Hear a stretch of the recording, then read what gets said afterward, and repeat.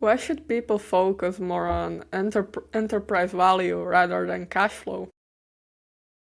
Yeah, so this is a slightly controversial one because I've Yeah. had a few people in my comments argue about this a bit. But I believe that people should only focus on enterprise value because the main reason is because the things that you need to focus on to get enterprise value as high as possible is the same things that makes cash flowing like as easy as possible, if that makes sense. So the main things like I've spoken about is like founder dependence and like I'm big on automation. I'm originally a software developer, and so I love all my software. And so I kind of like to think of it as kind of turning a business kind of into a machine almost, where it's or like a car. So you just put the fuel in, you put the oil in, but apart from that, it sort of just runs itself. And so that's usually what buyers look for when I say enterprise value, and that's usually what gets like a business's valuation higher. And so I say focus on enterprise value because to get that enterprise value, you need to take the founder out of the business, you need to automate things, you need systems, you need teams to be efficient and be able to run without you. Yeah, so then doing that will naturally increase the cash flow anyway. So optimizing for that enterprise value means you could have a business that's making you money, but you're not involved in it. You have all of your time, or most of your time. Maybe it's just a few hours a week. Whereas you can focus on cash flow, and I know loads of people who've done this who are doing amazing numbers, like they're making thousands and thousands of dollars, but they are the business. I've heard the term thrown around like an expensive job is what people like to say, because they're doing really well, but the life side is not really there at all, and so that's why I sort of say enterprise value is the only thing that matters, and cash flow just sucks. Yeah. Yeah, an expensive job, that's a pretty cool term. And why do you think people so focus on the cash flow? Is it just because of the money status, power, or Yeah, so I mean, I've kind of done that myself, where you just focus way too much on just like, oh, I need to make money and all this stuff. When yeah, I think part of it is ego. I mean, part of it, like, I'm not saying like cash flow is you should completely avoid cash flow and not have any money in your pocket sort of thing. Like money's nice, I agree, but I think it gets a bit addictive. And I think if you have cash flow for a purpose, it's like, right, I'm going to start this thing so I can have lots of cash and then I can put that cash somewhere. Whether that's loads of people start like lifestyle businesses and they use that cash to like up to like 10K is for like lifestyle, but then after that a lot of people will just save it and put it away, and they just wait until their investments hit a certain number so they can just live off them basically. But then in the business sense of view, it's like you can build cash flow to then fund other projects. For example, I met a guy who literally he sold a business he built. It's like a YouTube business. He had like a system or whatever, and he sold it for I can't remember how much. It was over 1 million. It was ridiculous, but he did it because he wanted to fund his actual dream, which was building some. I've forgotten the name of the game, but it was like a board game. He wanted to make like a board game software thing, a bit like chess.com, but for I think it was Catan or something like that, because that was just like his passion. So he had the cash flow to do that. Yeah, I think most people usually chase it for. I think you get a bit of like a rush and a bit of ego, like when you have big yeah. numbers appearing in your account. It's like, oh my god, yeah. So I think it's almost like an addiction. It's like the cash flow addiction, which is super interesting. Yeah, that's super cool. Before that, you said you are originally a software developer, and I think you worked at Amazon, I think, which is super cool. Yeah, I mean, I can give you my full timeline if you want of like Yeah, how I'm yeah, here for today. sure. For sure. So yeah, so I've been literally coding software since I started when I was like 11. Like it's been my dream. Like when I was young, I was very much focused on like I want to do software, and I got introduced to it quite early through school. I had like really good teachers who kind of encouraged kind of going after it, which I'm super grateful for. And so yeah, since I was like I don't know like 14 or something, I was like right, I want to be a software developer at like Amazon or Google or Netflix, like some big company. And then as I got older, I kind of got a bit more into kind of businessy, and I got into like, well, ironically, all like the classic side hustly, like there's like trading, there's drop shipping. Like I've tried all of them and failed epically. But trading did sort of have a little special place in my heart because I kind of stuck onto that a bit longer. But I was obsessed with like trying to build trading algorithms to. So I was like, this is the true passive income. Is like having an algorithm make money for you or whatever. Um, yeah, went to university to do computer science. while I was at university, I was lucky enough. I was still in like trading communities, and I ended up working with a guy in New York who was like a much older, like successful business guy, who was sort of wanted to kind of experiment and build like AI algo trading things, and so I got really into that. And then whilst at university, this is where like the Amazon comes in.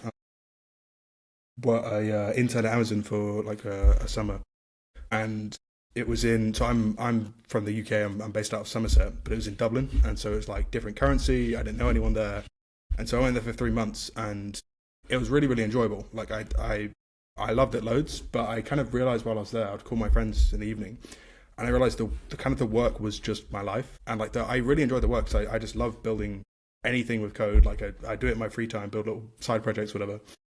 But it was like that was everything. That was it. It was like, there's money in my account and I work, and then on the weekends, because I'm young, I just slept a bunch and ate food and stuff. But yeah, and I kind of realized that I value freedom a bit more. Like I value like I'd love to kind of be able to just go meet people or whatever, and meet my friends and enjoy life a bit more. And so at the end of that, it was I actually have like an exit interview at Amazon, and my manager said, we're impressed. We think you'd make a good fit here. But I didn't end up getting offered a job because it was right at the peak when they were laying everyone off, and so there was basically no jobs, and I just got thrown onto a queue, and they never followed up with me. But I was sort of, part of it was sort of happy, because I think if I got offered the job, I may have taken it. I'm not sure, but now I'm much happier like doing my stuff. And so that's when I guess that's when I graduated, and I joined like Minos thing, which is probably how we met each other. And then ever since that, and like learning about content and stuff, I've been more focused on like I start with like business automations, which is good. I made a bit of money. It was nice, but again, it didn't like tickle my urge for building like these big projects. And so then I moved over to what I'm trying to do now, which is basically just building software to solve big problems for businesses. Yeah, with the idea to increase their valuation. So that's sort of my little long journey to where I am now. So yeah. Yeah, that's super cool. And I wonder, what big lessons did you learn while you were in your internship in like Amazon? What are the big lessons even about work ethic, discipline, or what it means, like success, what it means to you, and questions like that? Yeah. So it's actually funny. While I was there, I had to do a sort of exit presentation. So I had to present this. The whole time was spent on the same project, and while I was there, it was an independent project as well. So I didn't have like help or anything. Well, I asked people for help, but like there wasn't anyone actively working on the same thing. And so I had to present the thing, but also I had to do exactly that, say like the problems and like the challenges faced or whatever during my full process. And I think the like most impactful problem I kind of like identified, there was like basic ones like just being adaptable, like because all the stuff was completely new and all that stuff. But the biggest issue I found that's I don't think it's actually very solvable, but it's not knowing what you don't know. And I think that's just the biggest lesson, because if you're diving into something that's just completely new, or you've not done it before or whatever, there's like you have like expectations of what could go wrong or what you need to learn and all that stuff. But inevitably you're going to reach something where you don't even know it exists, sort of thing. It's like if you're learning a new maybe programming language or normal language, or learning anything, you can only learn what you know you can learn, if that makes sense. And then So it's the only way I've found to kind of mitigate this or sort of half solve it is just by doing as much research as possible, or it's just talking to people who already have experience in that thing. And like I guess it's kind of similar to like a mentor or something, but it's but just the value of just unlocking the things you don't even know about. Like you don't even know you have the ability to learn. It's like tying it back to when I was in school, it's like a teacher showing me like, oh, here's this website where there's this cool thing that you can look at, and it's like, oh my god, there's this new thing that I can do, like, and you jump into it. But it's just having that knowledge is like a huge issue. It's like you don't know the problems you'll be facing or whatever. Yeah, I think that's true, that you don't know what you don't know. I think it applies to many things in life, and not especially in job. And one other thing is, you said like you're much happier right now with you have more freedom, and I wanted to touch on this topic that's called work-life balance, because I think it's pretty controversial, especially in this business industry. So I want to know your take on it. So I think, well, ideally work-life balance I think is kind of silly, because I think if if it doesn't feel like work, then what, you don't need to balance anything. Like if you genuinely enjoy what you do, that's why I've kind of always tried to chase software, because it is generally, which is what I enjoy doing. I would do it even if I wasn't paid to do it. I mean, I do it, like not getting paid for it. And so I think usually if you're thinking about work-life balance, you're like, oh, work-life balance is like an issue. It's probably because you're doing something you just don't want to be doing in the first place, or you don't like doing. Like, because usually from my experience, people who complain about this a lot is people who've kind of ended up going down like a corporate route, or kind of just getting a job because they need to get a job, which, you know, there's nothing wrong with getting a job because you need money. Like, you need to live, right? But I always think that people should always be chasing, I would say passion. Yeah, I guess it is your passion. Like, I think you should always chase, whether through work, as in you make money from it, or even just outside of work. I think some people should always have, like, I don't know if you've read the book Mastery by Robert Greene or whatever. I'm reading it right now, actually. Because I believe he goes into this as well, but it's like it's almost like I would call it like a life's purpose. Like, you have one thing that's yours and you want to get really, really good at. Yeah, so ideally you either chase that through, well, ideally you would want to get paid to do that, because it's like you could just keep doing the same thing every day. It's fun, it's, you know, amazing, and you can get paid for it, which is sort of what I'm trying to do. But I do also appreciate, like, the fact that you still need to live. Like, you still need money. Like, I wouldn't say just quit your job and jump in the deep end and go do your thing. Like, I think you still need to, like, manage the risk, sort of thing, if that makes sense. Yeah, I think it's purely just based on people who complain about it. It's just that they're just not doing something they want to be doing, and then they're like, well, I need more breaks because I don't like it, sort of thing. Yeah, that makes sense. And actually, most entrepreneurs, like, so far I've asked this question, have kind of the same answers, that when you don't love what you're doing, then you will always try to find the balance in it, you know? Yeah. But yeah, kind of like just distilling from, yes, this is life and this is my work. But most of the time it is like more connected than that. It's not like this is life, this is work. It's more, in deep. I've also found, like, to actually become good at something where it's significant, you can't have balance anyway. Like, there's so many things that, you know, I've done this before, where you say, oh, I want to get better at this thing, and you sort of commit to it, but you don't fully commit to it. And so then you might get, like, some result, or you get slightly better. Like, you can literally apply this to anything. Like, I used to be addicted to video games. Like, you even apply it to that, where it's like, oh, I played a bit of the video games and I was naturally all right or whatever. But unless you fully commit, like, pretty much everything towards it, like, the more you commit, the more you're going to get. But I think there is a threshold of, like, maybe it's like 80% or something, but where you kind of have to commit that to truly get to mastery, or to truly actually become good at it enough that you're significantly better than someone who's kind of just naturally good at it, or got lucky or whatever. Yeah. I wonder, especially to get back into your story, then how did you get into, you said you've been, like, into software development, I think, or engineering from since you've been 11, and how did you, like, it's been through your teachers in school, or how did you get to it? Yeah, so, well, how I first got into it was because I used to like to play video games, but it was mainly because, specifically in junior school, I can't remember which year it was, but yeah, we had to, like, pick, like, activity. I think we had, like, maybe it was like every Wednesday in the afternoon do an activity or something. And it used to be like, oh, you pick, like, a sport, you pick this thing. But then in my school, they kind of broadened it out and introduced a lot more. And so one year they had like programming club. But what me and a few of my friends kind of realized is, like, you're just put in a room and given a laptop and told to explore this coding stuff. But in reality, you can kind of just sit there and play games on the laptops.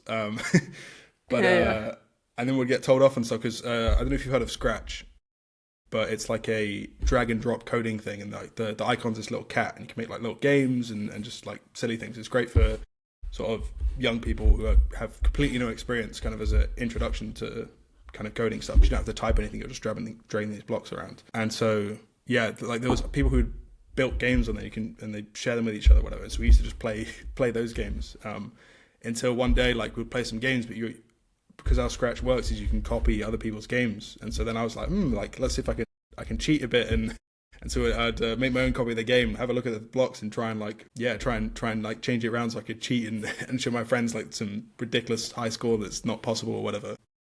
And then from there, it's like I actually started getting more interested in it. Like, oh, maybe let's try and build my own game. And then I used to make like jokey things and like make fun of my mates through like a game or like some animation that's been made. And then through that, and to be fair, as well as the like school syllabus of getting introduced to Python, and then from Python like like HTML and all these other website like other languages, and then I kept choosing it. I did it for GCSEs, I did it for my A levels, then I got a degree in it as well, and I kind of just stuck with it. But my initial aim was always just get a job in software as well. I'd heard about like how attractive the salaries were, where it's like you can literally start out on like 90, 100K in software, and like the long term things, like because it's all public with these big software companies, you can see like the top guys are making like $1 million a year with a job. It's like it's very successful. So that kind of, I've always had like a little attraction to money, so that always played a little part as well. But but it all stemmed from just me being addicted to video games pretty much. Yeah, but that's where most of the entrepreneurs and people in this industry start. Like even I was at it. Like always playing games on my phone, and Fortnite and all of that stuff.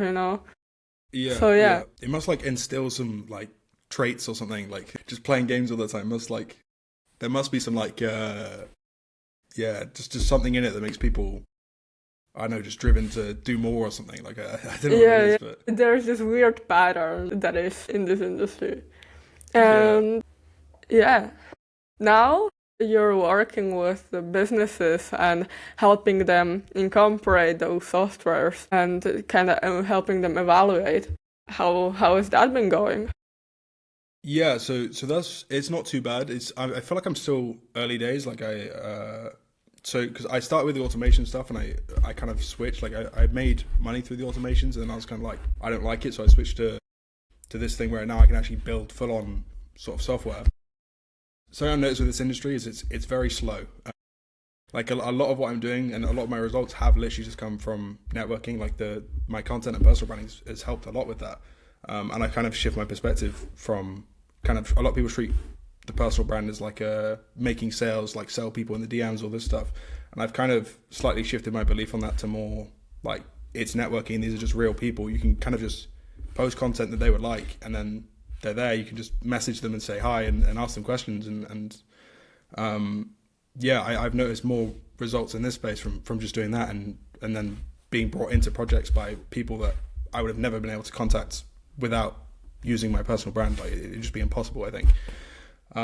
It's going quite well. I actually recently, I think it was literally like a day or two ago, hopped on a call, and I'm going to be starting a project. I don't think I can say too much about it yet, but I'm hopping into a really cool project on like an equity deal with two like ridiculous, like if you looked at I looked at their LinkedIn's and the numbers on them, it just feels like a fever dream. Yeah, it's going good. And I've done a few sort of smaller projects too, because I know it's one of the biggest things with business is kind of just having proof. And for ages I thought, I can just do this thing and get in the door and not have to have like a list of testimonials or anything. I could just work with someone and give them a guarantee or something. But I've just realized it's so much harder than if you just have like just working for free for a couple projects and then have it written down, have a testimonial or whatever. It's just so much easier to get stuff over the line in the future. And so I have a few projects where I work with a law firm, and I've built some like tracking stuff out as well to do with like sales and stuff like that. Like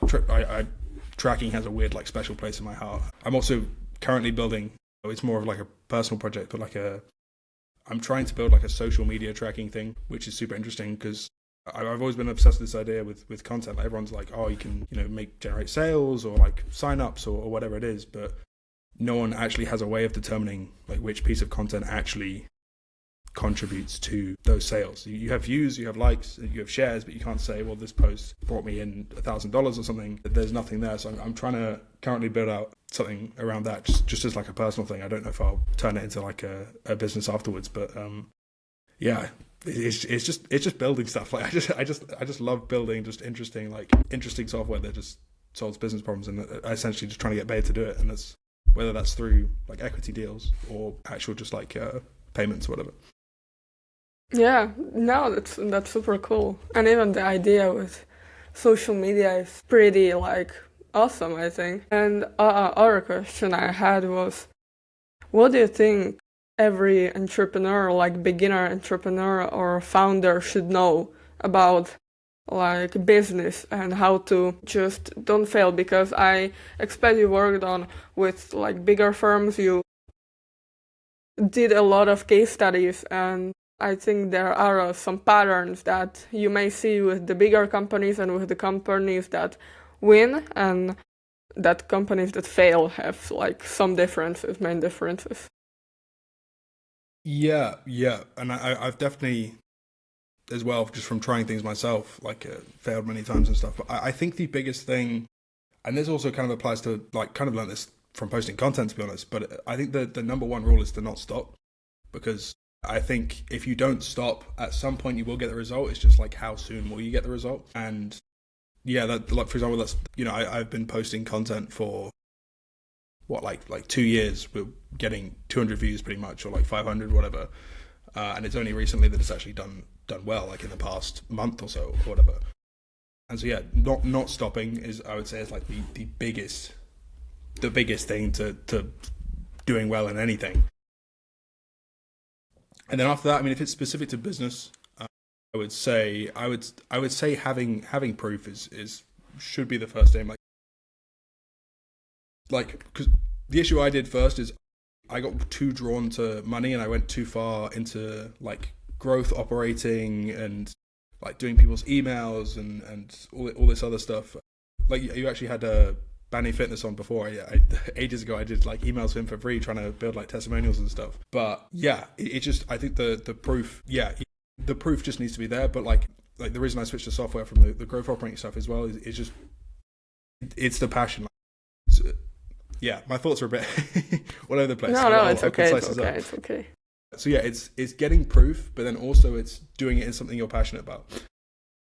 And so that also ties into the not stopping. So it's like, don't stop. Do something you're passionate about, which will help you not to stop because you enjoy it anyway. Like you do it for free. And then it's just get proof as fast as possible. But I think specifically with the proof, the issue I had is it's applied proof. So for example, the offer I'm running now, I have years of proof and experience in software development, but I had no proof that my software development could like achieve an outcome, or whatever. In my case, it's increasing a business's valuation. And so that's a trap I've also kind of been thrown into, is like get proof, but get proof for the outcome you're promising someone. So if you're promising someone to get loads of views on Instagram or something, then have proof that you've got loads of views on Instagram and you can, repeat it. Like, for example, we came from Mino or whatever.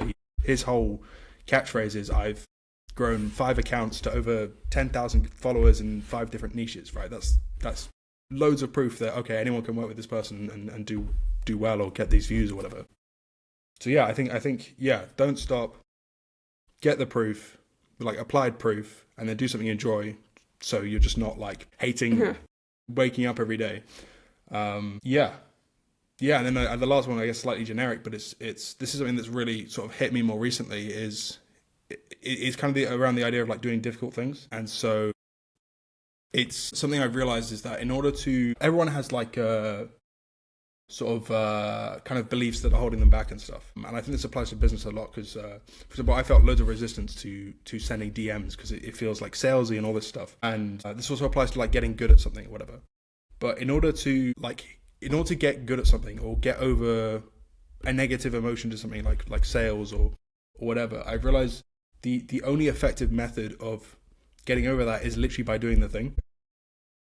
Yeah, so in order to get over any negative emotion towards anything, whether it's like sales or even just like personal things, I've realized the only way of actually doing it is just doing the thing. Because I've always looked at like, you feel like negative resistance to sending DMs or like trying to network with people because it feels awkward or it feels like you're like pushing too hard or whatever. And I realized the only way to make that feel better is literally by sending the message and doing the thing. Like and I genuinely think this is one of those things that's probably wasted the most time in my entire journey is just that entire concept of just like, oh, I'm procrastinating because it feels awkward or it feels bad, or even with like working and stuff. Like, there's being passionate, but there's always, when you pick something passionate, there'll always be those things where you still feel resistance to it. Like you're not passionate about the entire thing. There's annoyances and yeah, but I found like trying basically any other method of trying to make it feel better. Like I know a lot of people, for example, go down like the route of like meditation and like feeling the emotion and all this stuff, or they go down the route of sort of just trying to cope with it or whatever. But I've found the only way is literally to just do it and just suck it up, feel the pain, like let yourself feel it. Don't try and like resist it. Like for example, like if you need to, I mean, I go a bit extreme here, but like if you need to like cry, let yourself cry. Don't like hold it back or anything, because you need to let your body to like fully experience the pain, and because unfortunately we have to learn through pain. The more pain, the better you learn. Like I don't want to sound like David Goggins or something, but it's it's just something that's been on my mind like so much recently, and it sucks because it's like the only way to get better is to experience pain, and it's like well damn, I don't want to feel pain. Even I've been getting into this topic a big lately, especially emotion. And I've been watching a lot about Joe Hudson. He's this guy on emotions and feeling basically our emotions. You can like check him out, he's great. And yeah, it's basically this thing about feeling your emotions and not resisting them and realizing that your emotions is not you. And yes, you can feel the pain, the fear, the everything, but you should still like do the thing. You shouldn't let your emotions control you. And especially with the thing about fear, when you have fear or shame, like I fully relate, because even DMing people for those podcasts is always the worst part of this whole experience. But yeah, getting the people and everything, that stuff is just, yes, I feel the shame, I don't want to do it, but I still do it. But I'm not letting, I don't need to feel this, I should love this, because I don't know, I should love this. And being kind of able to do that.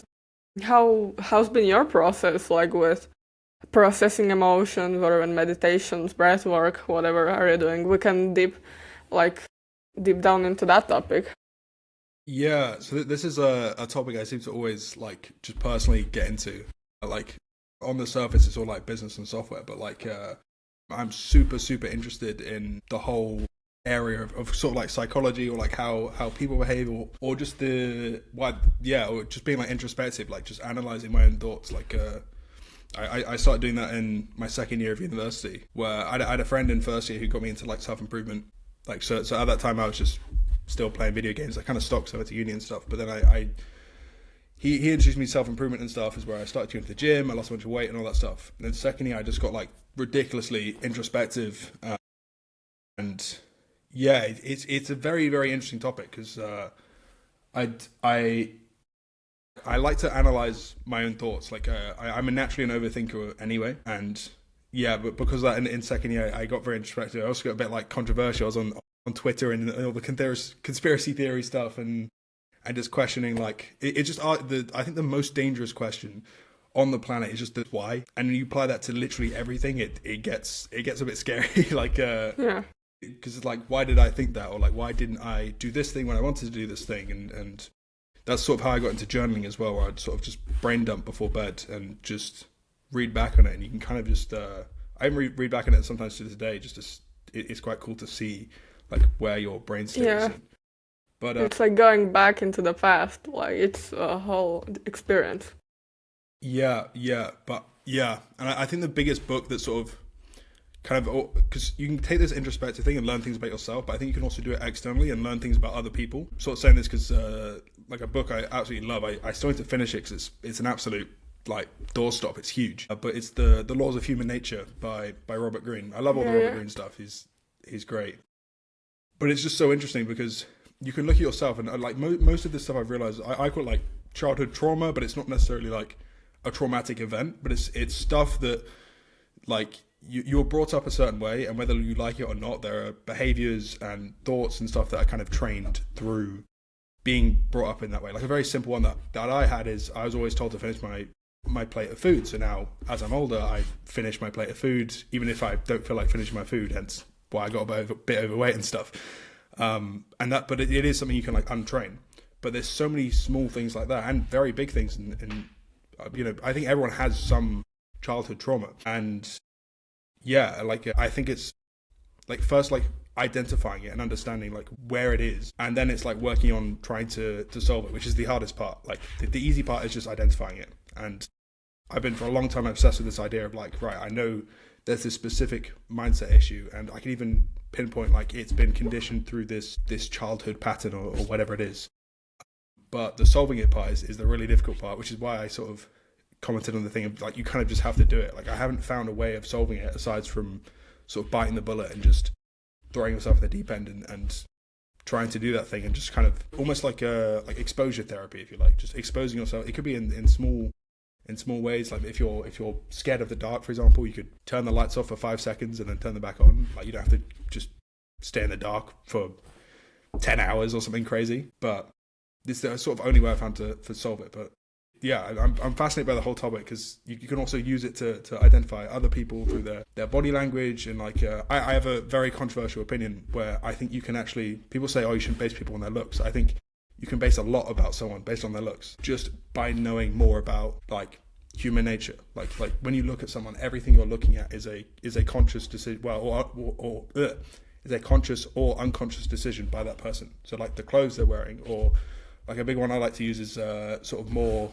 bold things like bright colored hairs or big tattoos, or like, and you can, a lot of the time that says something, and the reason they're doing that a lot of the time can tie to a childhood thing that they've learned, or maybe they, I mean, it's getting a bit dark, but like maybe they weren't loved enough, or like there's a lot of like different reasons for different things. Like you can't pinpoint the exact one, but you can kind of just get a 80% sort of scan of someone literally just by just consciously observing them, I guess. Yeah, I absolutely agree. I think 80% even of the communication when you're with someone is nonverbal. I loved all of the Robert Greene stuff too, especially about human nature. And I'm deep into conversations, how people talk, why they talk like that. And it's even always been fascinating for me how you can know so much about a person just by even looking at their face. I've watched recently an interview with this, Jag Neil podcast with this, I think, former, I'm not sure, FBI agent or someone. And just looking at their face, like when somebody's smiling a lot, they have these wrinkles about like their eyes, and it's the whole nature. It's been always fascinating for me. Like even humans in general, they are very fascinating. Like I've always been curious about that. Yeah. I feel like with me personally, I feel like the curiosity, ironically, like using the subject on itself, I feel like the curiosity in all of this came from being more like shy or like socially awkward, or like, and so hence you then get obsession with what makes people social, how do brains tick, like how can I be perceived as more like interesting or whatever, and all this sort of stuff. And it's even like, it's like a cycle. Absolutely. I think I've been the shyest person ever. That's why all of those videos, how to get charisma or everything, like how do people do this, how to communicate better, how to get better at small talk, all of that stuff. And here I am, like I was so scared even to talking to anyone, and now I'm doing a podcast, what a paradox. Yeah. I still remember when you first posted like in English or something for the first time, and you're like super scared, and But I have a cringe attack. Full podcasts in English. Like. Yeah. Like I think of my latest post when I had a mask or everything. Like it was horrible. It's like a sun. It's like a sun. I can't directly look at it, but without it, I wouldn't be here. Yeah, and that's what I mean about just like you just have to do it, and then it just gets a bit, you just get a bit more numb to it each time until you're doing full-on podcasts with random people every weekend. Like, yeah, because why not? Yeah, absolutely. It's so cool. And we touched on the topic about books. I think you read a lot, even I think the Russell Brunson books about Yeah. funnels and all of that stuff. Like, tell me something more about, business books, self-improvement books, and how do you like see? Yeah, it's actually quite funny because I used to hate reading. That was one of my sort of childhood trauma things, if you like. But it's like I used to always view reading as a chore, and then your parents would be like, "Oh no, you need to read, you need to read," which just makes it worse. And so I rediscovered reading. Ironically, I was at university when I was like 20 or something, and I'd read like 2 books before then, which is ridiculous. But yeah, there's a lot of great books. Like for business, I think with books, it very much depends on specifically what you want to do. So, for example, more recently, I've been reading books about valuation and stuff. And so, like, there's specific, like, if you want to get good at valuation, there's a specific book for that. For example, like the classics is Built to Sell by John Morello, where it's almost more of a story, but he kind of teaches you through like a story or a real experience, like the things that improve the valuation and stuff. And so I feel like there's some books which are great, like kind of general, like the Russell Brunson series is great for sort of overall business stuff. Like some people call it out of date, but I think a lot of the principles very much still apply, and it's still a very good book. Because also, I mean, like you could say like all the new Hormozy books is sort of like a replacement to that. But yeah, so something I realized with books as well, like is a lot of books are kind of the same. So, like, on one level, like, it doesn't really, once you've read a few business books, you probably don't need to read all the other ones. Like, it can be good to get a new perspective. But just similar with content, the way it works, I find a lot of books sort of, they're sort of copies of each other. For example, I could be completely blunt and say Hormozy's books is basically just a copy of the Brunson books. Like, there's 3 Russell Brunson books, there's 3 Hormozy books, and to be honest, the knowledge is probably identical. Funnily enough, I've not actually read the Hormozy books. It's probably something I need to do, but I kind of just pick books as I kind of feel like it, sort of, again, like sort of based on passion. Yeah, I'm pretty sure the value of the Hormozy books is essentially very similar to the Russell Brunson books. I know he's trained by Russell Brunson as well. He's been I think it was like a mastermind or something. But it's just delivered in a way that more people can understand it now because it's written more simply from what I've heard from people who've read it, and it's just like it's the same with this content. Like Hormozy's content could be considered the same as a bunch of older people's content, like Sam Evans and Brunson and stuff like that. But it's just delivered in a way where it's so much simple, so it's much more consumable and it's easier to understand. And so, yeah, I mean, like, yeah, so that's kind of my view on books. Is a lot of them are very similar, but like, and also, yeah, if you want to get good at something, like find very specific books. I think it's the same way of finding like a mentor, or it's kind of the same thing where it's or finding a course to do or something that's very applied to exactly the thing you want to do. I think you can do the same with the books, or it's just interests. Yeah, and then the only caveat to that I would sort of say is I think there are some books around sort of, for example, the Laws of Human Nature. I think it's an insane book. I love it so much, but I feel like it kind of supersedes like knowledge, as in it's learning more about, like, I feel like it's a book like everyone should read sort of thing. Like, I feel like business books, great, Hormozy, Brunson, whatever, if you want to get good at business. But I feel like there's books where it supersedes that, where it's like everyone probably should read them to understand more, either about themselves or other people. And so that'd be things like The Laws of Human Nature, and even like, I still haven't finished it. I'm partway through at the moment, but like Psycho-Cybernetics, for example. Yeah, I can't think of any more off the top of my head. But yeah, there's so many interesting books. Like I've read books on strategy, and I've got Psychology of Money in the other room, which is interesting, and like yeah, there's just so many. I mean, there's a whole bookshelf behind me. The Psychology of Money was actually one of the first, kind of self-help books I've read. I know it's interesting for sure.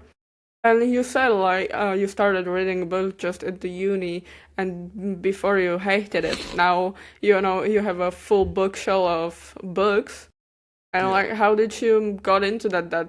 How did you build that habit that all of a sudden you read books and you like love them from being a guy that hated reading a book? Yeah. So the reason I initially hated reading the book is because through school, like there's books you have to read for English and all this stuff, and then you get examined on the books, and it felt very much like a chore. And then I sort of got introduced to self-improvement, and a lot of like, I used to watch all your E-Man Gadzis and your stuff, all that sort of stuff. And all these people would have like their book lists. And then one day, I can't remember what the first book I read. It might have been the Brunson books. I think I went from not reading to the first book I read was Russell Brunson. And at the time I just got like a PDF off of the internet. I didn't actually buy the books. I read the whole series without buying them, and then I bought them because I thought they're really good. But yeah, I think it's, for me specifically, it's more realizing that sort of, it's kind of realizing there's value in books. Like, I never kind of realized that before, because the only books you really get introduced to as a kid is like sort of like stories and stuff, because you're going to be, or Shakespeare or something, and you're going to be assessed on it for school. And then I guess like textbooks, but that's just like full of questions and information or whatever. But I never realized you could actually kind of have value in books. And to be honest, I don't read for pleasure, if that makes sense. Like I read because there is something in that book that I want to know, and maybe I want to apply it to my life, or it's just I see there's value in that book. It's the same if you watch a YouTube video. Like I'm watching this YouTube video because I think this person knows something that I don't know, or I want to know, and so I'm going to watch this to basically have their knowledge, like consume part of their brain or whatever. And so I think that main shift is kind of what made me get way more into reading. And then it's just, I still don't like the act of reading. I bought Audible to kind of help with that, especially because I've got like dogs back at home, so if I need to take the dogs out and play with them and walk, I just put some headphones on, listen to an audiobook or whatever. It just reduces the barrier to entry or whatever. Or if in January I went on quite an aggressive cut, and so I was hitting like 12,000 steps a day, so I'd just go like on the running machine, put an audiobook on. But yeah, so that's sort of just like reducing the friction, and kind of, I'll give my excuse being like, oh, I don't have time to read and all this stuff, but it's like you kind of do just put an audiobook on, or do it while you're doing something else or whatever. And so yeah, I would say I still don't like reading, but because I found there's actual value in reading, I kind of do it anyway.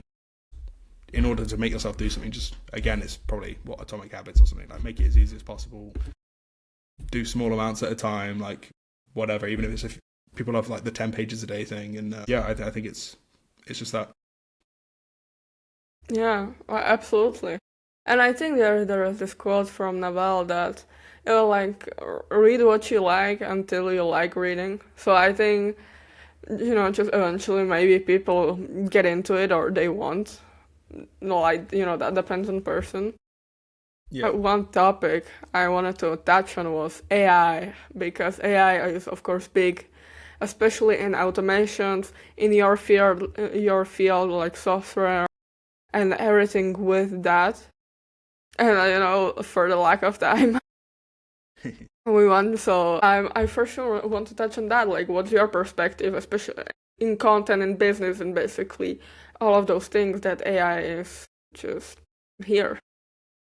Yeah, it's funny. I've seen on a lot of. I watched part of like your Linus podcast as well, and I found that people who are actually like know about AI are like so much sort of less hyped about it, if that makes sense. As in, like, because there's two parties on the internet. There's the people who either don't use AI and are like, oh my god, it's going to take all your jobs, and then there's the people who say, it's just rubbish. I'm sort of somewhere in the middle, and I'm kind of in a beneficial thing because I learned about these new AI models while I was at university, so I understand how they work. Like, I understand about transformers, like transformer architecture, all that stuff. After also using it, I use it daily, extensively. I've got a ChatGPT and a Claude subscription, and I run out of Claude every single day from using it so much for coding or just talking. Like I like to just dump thoughts into it and stuff. I think I think fundamentally AI is stupid, which is a nice. I think fundamentally it's stupid, and I think whatever you put in is what you get out. I think it's trained on coding and all of this other stuff. It can help you code very well, and I think yes, you can vibe code an app in a couple of days or whatever. I mean, it probably costs you loads of credits, but it's possible. But I think to actually have that app become a professional production ready app you could sell to people, I don't think a random person could do that, just because again, it ties back into the you don't know what you don't know. And I think like a fundamental law of AI is what you put in, you get out. So if you put rubbish in, you get rubbish out. And so I'm much more biased to like this. A lot of people talk about this, or like orchestrator. Like orchestration is going to become a skill where it's like being able to command the AI or use the AI, and I agree with that.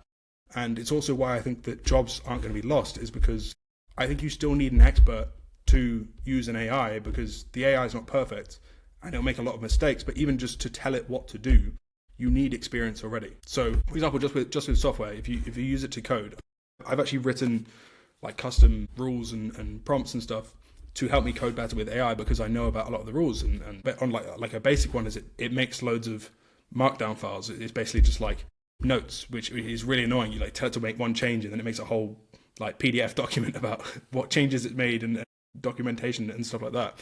But then more seriously is it doesn't authenticate a lot of things, and that's why there's so much stuff in the news about like data leaks. And for example, what was it? I've been looking into OpenClaw. They keep changing the name. I keep forgetting the proper one. But yeah, OpenClaw, which is like I don't know if you're familiar, but it's super popular at the moment. But it's like an AI that you just give to your computer and has full access to everything and can just do things for you. But again, like there was what was it? I think 42,000 instances got like leaked. So basically, people just had full access to people's computers because of this like leak. Pretty much, people are still using it, but I think that is a major issue with AI, is just lack of security. And I think it's people are prioritize convenience over security. And so yeah, and then that applies even to like writing software with AI. It applies to just AI tools that you just give access to all of your data. Yeah, but I do think we are going towards a world where there'll be a lot more AI. I watched an interview, I think it's on like the Y Combinator channel, with the founder of OpenClaw and like why he made it and all that stuff, which is actually really interesting. And I kind of agree with his perspective, where I do think there is going to be more AI agents than there are people. Everyone's going to have like an agent for a different thing. Like you might have a taxes agent, you might have a personal life agent, you might even just have like a shopping and cooking agent that stays on top of your shopping list and all this stuff. And then I also think businesses will have agents. And so, if you want to, order some pizza off the internet, then maybe you just tell your agent, oh, I want to order Hawaiian pizza or something to come to my house in an hour. Could you go do that for me? And then that agent can search the internet, you can communicate with like the Domino's agent to, order a pizza or like find, maybe you want a clothes shop, or find me a pair of jeans that's in this size and that, is under £50 or something. It could go out and search for that, communicate with a shopping agent. I think that is very much a case of like going towards convenience. But I think the biggest issue is just security, like data. I think people still owning their own data and information is super important. That's something I think about a lot, and why a lot of businesses don't actually use AI is because they don't want to feed their data to another company. And so I've noticed like with a lot of AI things, it's actually held back by data protection laws, because businesses don't want to feed their data into an AI model or whatever, which is super interesting. But yeah. Yeah, it's been a great answer. Well, a lot of topics we can talk about.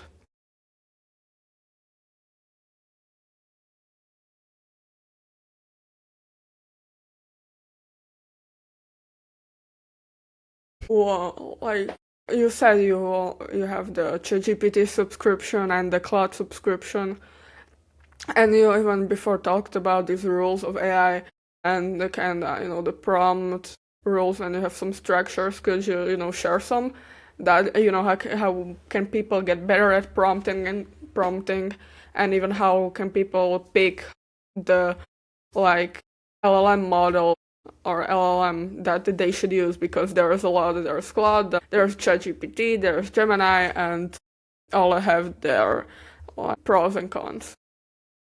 Yeah. I think the like fundamental way of getting better at prompting with AI is by having more knowledge and experience in the thing you're prompting for, which kind of sucks to say, because like if you want to get better code responses from an AI, then you need to be better at coding. You need to know about coding structures or whatever, which is kind of the sucks way. Like just get better yourself and you can make better things. Like but because then you're using it as like a boosting productivity as opposed to like I think using AI to do something that you know nothing about is dangerous. Like I said before with like security and all that stuff, like it has flaws and doesn't do secure practices unless you tell it to.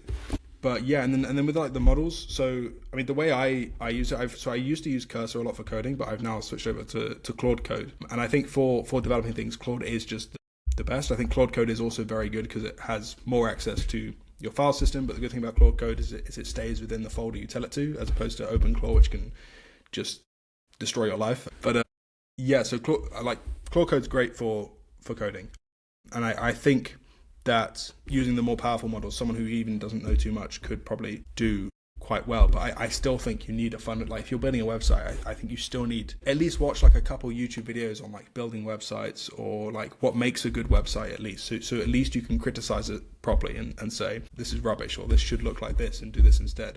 Or yeah, I've even noticed this kind of ties to like knowing more, but there's specific words you can say that kind of almost shows you know more things. Like for example, if I'm writing some code, like I know there's I forgot what they're called now, but there's different I forgot the name of it. Oh, it's design patterns. There's different design patterns in coding, and they have different names. For example, like there's a factory design pattern or a template design pattern, and these are just like standardized ways and practices of setting certain things up in code or whatever. And if I use those terms and be like, oh, make sure to even just saying make sure to decide and use a correct design pattern when coding this or something, it will produce better code. And the only reason I know about design patterns is from doing code or whatever, like being a developer. And so yeah, like with the prompting, I think the experience is the biggest one. Like I think like that's the but I think you can fake experience by doing a bit of research into what you're doing at least. Like don't just try and treat it as some god, basically. And then yeah, Claude Code's amazing. I use Claude for anything to do with writing. I think it's great. I like to just throw thoughts at it, and it just cleans it up into like I write a lot of my captions to Claude. So I just send like a voice message to like ChatGPT or Claude is amazing. And then ChatGPT I mainly use for I used to use it as organizational stuff, but I found like Claude is amazing at planning. It has a whole plan mode. So I kind of more use ChatGPT as just like my little buddy on my phone. So if I just want to talk to AI, it's just good at, yeah, because it's more like Claude's more precise, whereas ChatGPT is more like general and broad, but sometimes it's better to be more general and broad. So it's almost better at, I don't really know how to explain it. Like Claude's great at planning a specific thing and doing specific things, like writing this specific script or coming up with some hooks or whatever, or writing the specific code. But then ChatGPT's better at like, yeah, just like, I'm not sure how to explain it, like broader things. So by more of a generalist. Yeah, and it's also good if you want to. So I like to almost throw thoughts at it and kind of just go back and forth and just think with it, just because I like to think about interesting topic, like have deep talks if you like. And it's very good for like connecting different like disciplines, like if you want to like connect gym to psychology for some reason or something, and then you can kind of make it do that. And and the other thing is like I always tell them to do research online, just because then it gets fresh information as opposed to just using the old trained information. So yeah, that's probably my tips. And then I guess that there are more like specific tips. For example, like in Claude there's now Claude Skills, which is amazing. You can teach it to do a very specific thing by just making a couple of basically text files and markdown files. And then for coding, like if you use Cursor or Claude again, you can make rules to basically tell it, make sure you that's the biggest one with coding is it will give you code that doesn't work. And so just by having a rule, I don't know how much you know about software and stuff, but having a rule saying make sure you build before you tell me it's done to make sure there's no issues, which basically just saying like make sure you check there's no issues before giving me the code, pretty much. Massive difference. And then like my custom stuff is basically just like a bunch of kind of like the design patterns and just a bunch of stuff that I've noticed from using it to do, like stop making so many markdown files or have more bias for editing existing files rather than making new ones for every single thing you want to make.